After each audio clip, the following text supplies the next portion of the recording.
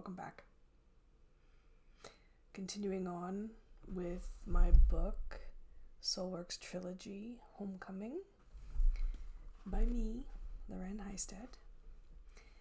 We are on chapter 14 out of 70, for those who are starting to wonder how long this book could possibly go on. It's a good question. 14 out of 70. I've always said that whether I make it through this book or not, that's fine. I've actually read it many times over, but this is a promise to myself to tell my story. Not write it, to tell it. So, here we go. Chapter 14, In Sickness and in Health. The overall health of a body is a matter of the soul. As I have already indicated, we are first and foremost a soul on earth, to experience life as a human. Scary, I know. Furthermore, even while here on earth, and regardless of the state of our health, our souls are always and will always be a perfect reflection of Source. That's comforting. Regardless of how many imperfections our bodies may exhibit while here on earth, the true blueprint of our soul is unique, infinite, and flawless by design. In that truth, we are never alone in our struggles, and we are never vulnerable to the unknown. Every person here on earth has the assurance of being greatly loved and protected by Spirit in both sickness and in health. So why do we suffer from illness and disease while here on earth? Well, there are a number of causes affecting the state of our health. I have witnessed a number of scenarios and have grown to strongly believe almost all health problems can be overcome. I'll start with my own personal experience. I speak quite fluently about my journey of becoming an intuitive healer. What I've neglected to include in the story so far is the time when I was ill. During this dark period of my life, it literally felt like death was knocking on my door. The list of medical issues plaguing my life was long and intensive with no seeming medical explanation. There were many visits to doctors and specialists trying to determine what stopped my otherwise healthy body in its tracks. There were many educated guesses, ranging from the onset of multiple sclerosis to fibromyalgia to widespread chronic pain to depression. My family was concerned, I was frustrated, and doctors were perplexed. I've always believed most health issues come into our life when it is time for us to assess a situation and make room for a shift to occur. The key is to find the reason and move forward. In times of illness, we are often closed off from our spirit and slightly, just slightly, off the charted course of our soul. The time provided during the healing process is a time of reflection. It is. It is time to look at our lives, listen to our hearts, and make the necessary changes to our routines. For those who are closed off to spirit, as I was at the time, health problems are sometimes the only way our higher self can get our attention.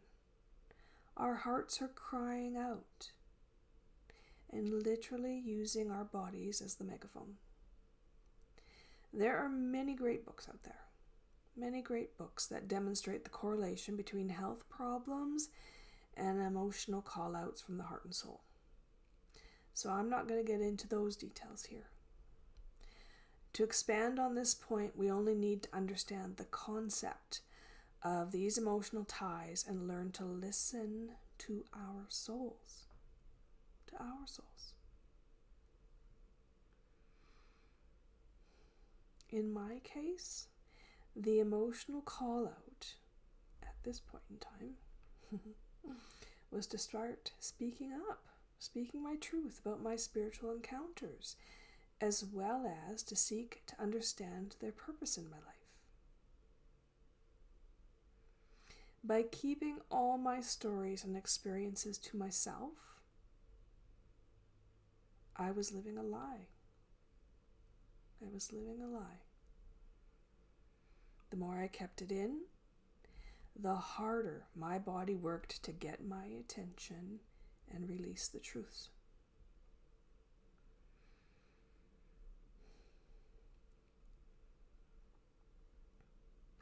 Once I realized this huge part of my life was missing, huge part,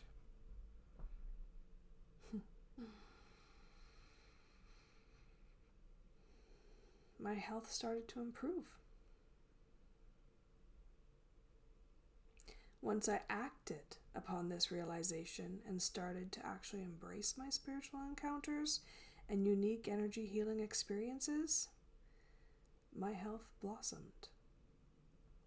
And once I stood in my power, spoke my truth, and feared my reality no more, my life truly began. Similarly, I also believe we came to Earth with a few planned exit points. These points are times in our life when our soul can evaluate if we have achieved the tasks and lessons in life we set out to accomplish, and make a decision to stay on Earth or go back home to heaven. Disease and illness are often used as an out during these exit points. They're used as an out. However, we do have the power within ourselves to acknowledge their purpose in our lives, surpass the health problems, and choose to stay here on Earth. The choice is ultimately ours. It is. On a soul level, the choice is ultimately ours. An example of a planned exit point can be viewed in my original experience with my mom, way back at the original of this journey, way back to the beginning. My mom was given the chance to review her life and make a decision to continue her path here on Earth or to journey home to heaven. Her choice was to stay, and I am forever grateful of her decision. I have also witnessed many exit points where a decision was made to go home to those heavenly realms. I distinguish the two because I made the decision to come home here.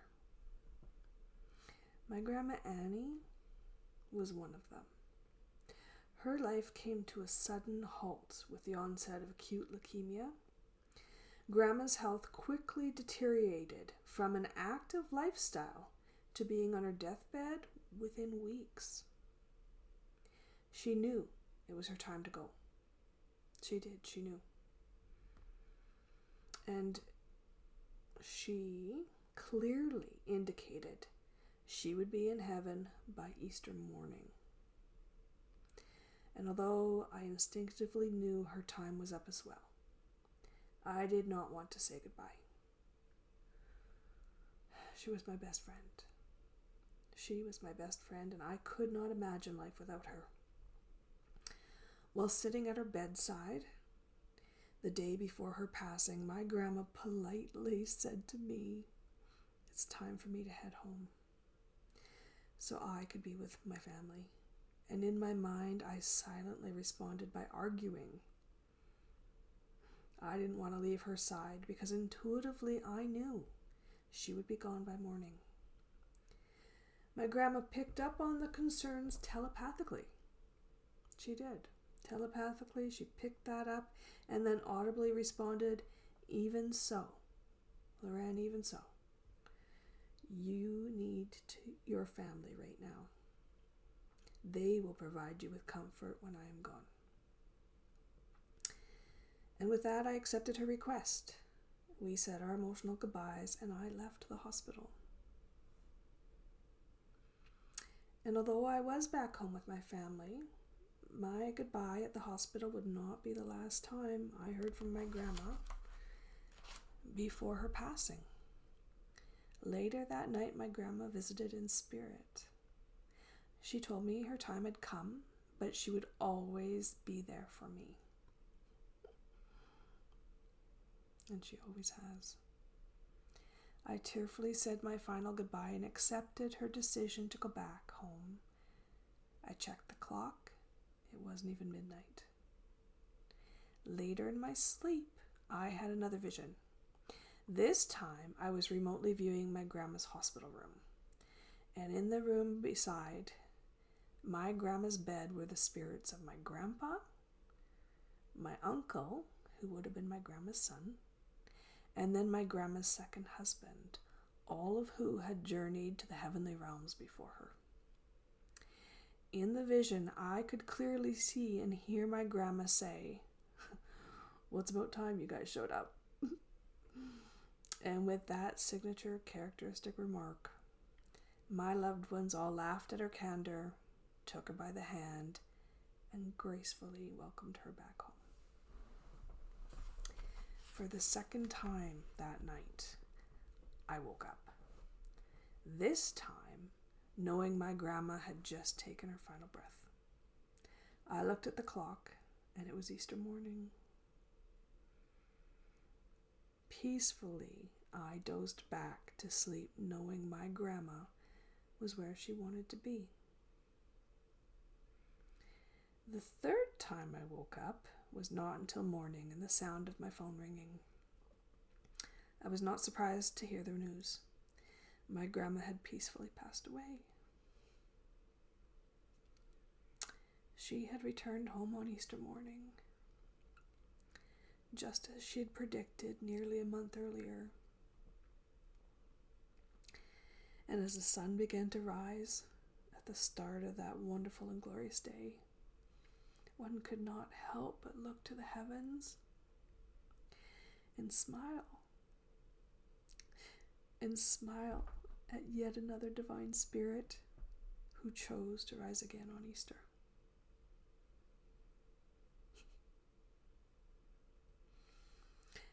Yes, I grieved the passing of my dear grandma. However, there is so much comfort in knowing we are not victims of disease, but active participants in our growth and life transitions. My grandma gracefully chose her destiny at a soul level, and I had witnessed her evolution. Her timely visit to my house in spirit was 3 hours before her actual death and confirmed her decision to freely leave her body behind. Not only did this provide my heart with reassurance and closure, but it also, for the first time, was I gotta reread that. Not only did this provide my heart with reassurance and closure, but it was also the first of many wonderful examples of how health problems, no matter how sudden or tragic, are used as a planned exit point to transition from this life into the next. Health problems also come into our lives because they are a reflection of our past. The existence of past lives has a dramatic impact on the health of our body, mind, and soul. If there were unresolved issues in the past life, oftentimes we will bring those health concerns or traumatic events into the present. We do. Although we may not remember past life traumas on a conscious level, Sometimes they will start in this life where they left off in the past. Likewise, events in our current life can also trigger those memories at a specific age and then replicate or closely mimic the past circumstances. Once we are able to identify the cause and grow from the experience, though, we are also able to overcome the illness. And it's a beautiful thing to witness. Another reason illness or disease enters our life is because we choose it as part of our divine plan. Every soul travels to earth with a purpose and lessons we want to experience in life. Sometimes this does include learning to overcome a disability or experiencing the pain and suffering caused by illness and disease. Only the strongest of souls choose this path. Although it is part of our soul journey, we may also choose to eventually overcome the obstacle within this lifetime. This scenario takes determination and dedication, but absolutely anything is possible to those who believe.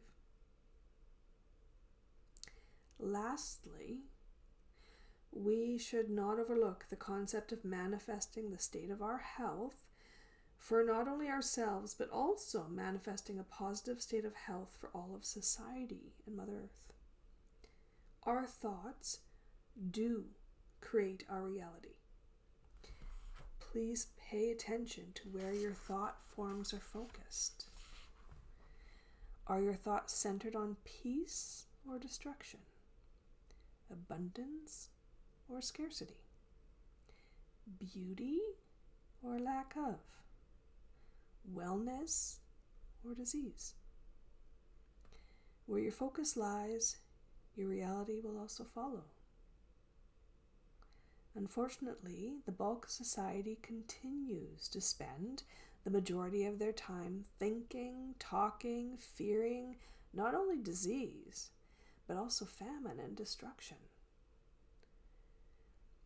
You know, my parents used to tell me that if I did not have anything nice to say, then not say it at all. I echo this advice on our thoughts. Trust in spirit and our ability to manifest an inspired life. We can and we will. Thanks be to God. Activating your SOULworks. Looking at your health from the vantage point of this new perspective is a wonderful way to become an active participant in your life's journey. Having the capacity and insights to view health problems as an opportunity instead of a threat is to take control of your life and move forward towards enlightenment. I'll give you an example to get you started. Not so long ago, a little while ago, but anyways, when I wrote this book not so long ago, I suffered a concussion that took nearly 6 months to recover from. Yes, it was a hard experience to endure, and yes, there were times when my faith began to waver. Of course there was. During this time, I found it very, very difficult to be in crowds and could not handle to be around any kind of noise whatsoever. I also found it very difficult to think, just to think and carry out day-to-day activities that we all tend to take for granted. Life, as I knew it, ground to a halt. However, while suffering from this concussion, I also had the opportunity to go within. I could not be in public, but I could spend hours in contemplation. It was during this time of reflection that I officially decided it was time to move into my SOULworks career full-time. It was also during this time I discovered my intuitive abilities and sensitivities to energy had expanded. In fact, I would describe them as quadrupled after the concussion. And as a complete side note, since my trauma, I have come to the conclusion that many people who suffer concussions experience heightened sensitivity to energy fields all around them. Definitely. They just may not be aware of these enhanced intuitive abilities because they have no frame of reference from which to compare them.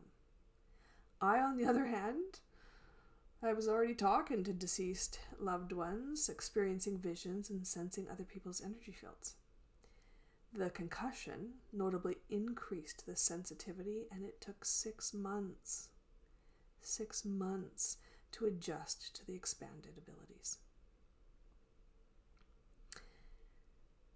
During the concussion, I also found it difficult to work on the computer, watch TV, read documents. However, I could practice healing techniques and send healing energy to those in need. In fact, sending healing energy was the only activity I did not find overwhelming, and I took this as a beautiful sign to move forward. What started as a threat soon began to blossom into an opportunity I had even asked for. You see, prior to the concussion, I was already becoming very aware of my spiritual changes occurring within me, and I knew I was being called to be a teacher and healer full time. I was even becoming more confident in my ability to do so. However, I could not imagine how I would transition. That's what always gets us. We can't imagine how we will transition from my existing career, in this case, to my spiritual pursuits. Unable to proceed on my own, I decided to hand the situations over to the powers that be. I clearly declared my intentions to follow my heart and asked for the space in which to transition. More specifically, I asked for a graceful leave from my current workplace. Okay, it wasn't so graceful, but I got that. And an opportunity that would allow me to prepare. I also asked for a situation that would not financially impact my family and would help them understand and adjust to my inspirations and aspirations. Upon closer inspection, all my requests had been answered, miraculously through the concussion. They were. And once I recognized my head injury as my requested transition point, my health actually began to improve. And everything just started to fall into place.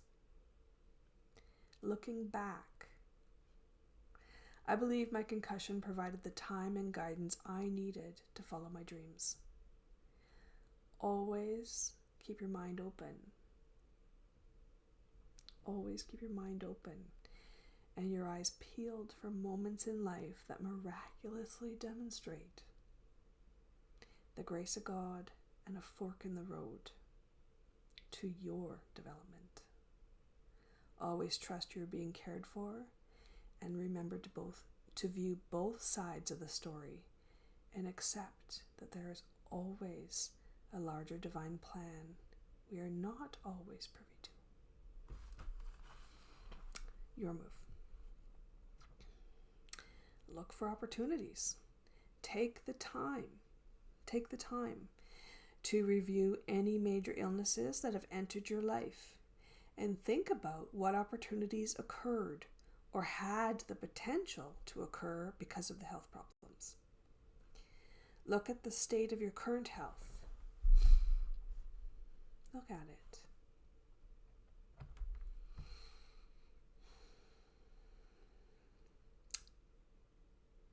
I was so busy looking at it, I lost my spot. Just a minute. Oh, there it is. Do you have persistent ailments? If so, take a moment and listen to your body. Ask what message your higher self is trying to tell you. Follow your heart and trust in the answers you've received. Secondly, Review experiences with death. Reconsider any past deaths of family members and friends. Were there any signs or messages prior to their death that reflected the upcoming exit point? Know that on a soul level, all exit points are accepted. Does this change the way you feel about the untimely death? Try to see their death as a celebration and a transition into the next stage of their soul's path. Manifest health. Review your thought patterns regarding hereditary disease in your family. Do you have a tendency to blame health problems on your ancestors? Do you assume your health will follow the same pattern as your ancestors? Or even, I lost my spot there. Do you assume your health will follow the same pattern of a loved one, even though you currently have no symptoms? Society, or even if you do, society has a tendency to manifest disease merely because,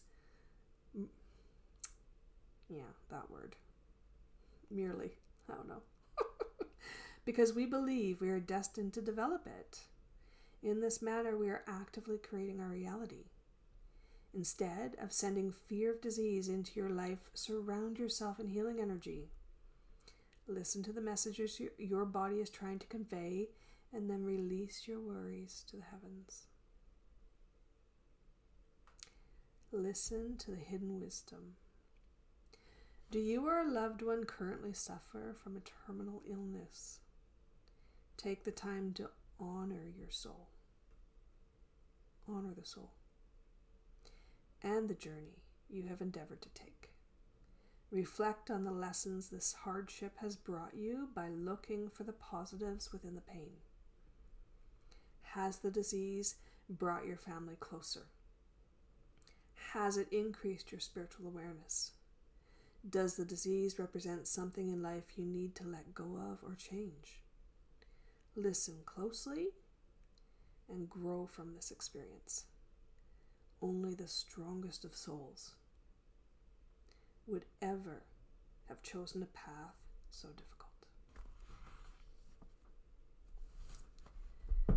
Thank you. See you again.